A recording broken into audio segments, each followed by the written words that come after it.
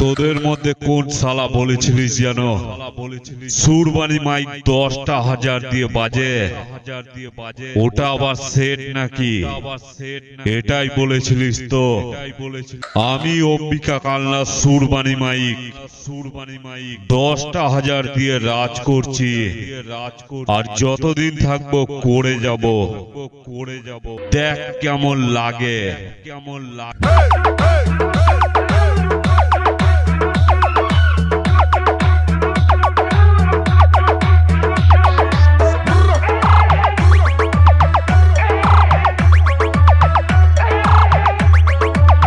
Surbani mic.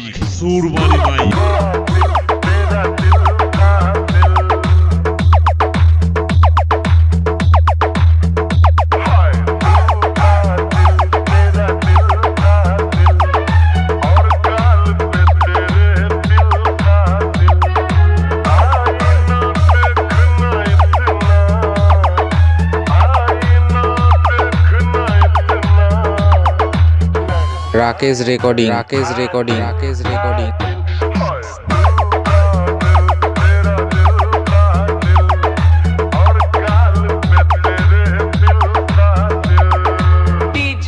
डेग master পূর্ব Bardhaman.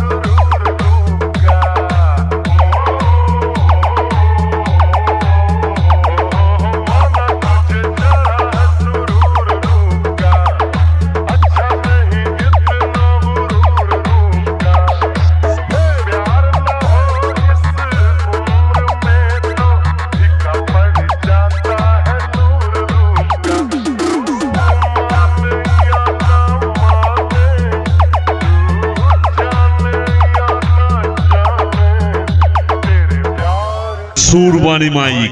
Surbani mic.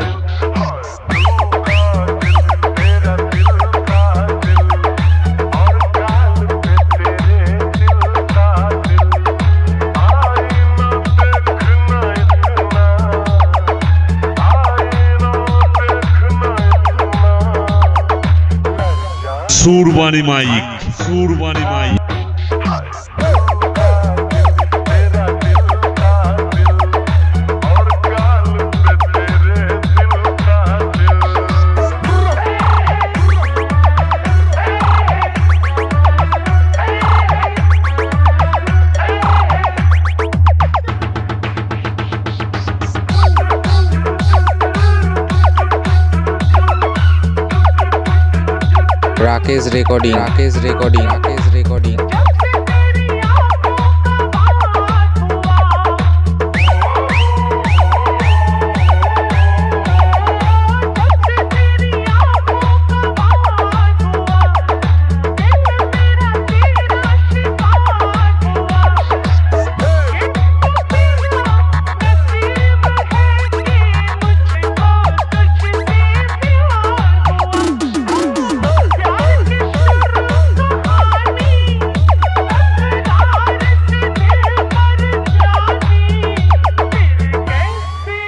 Surbani mic.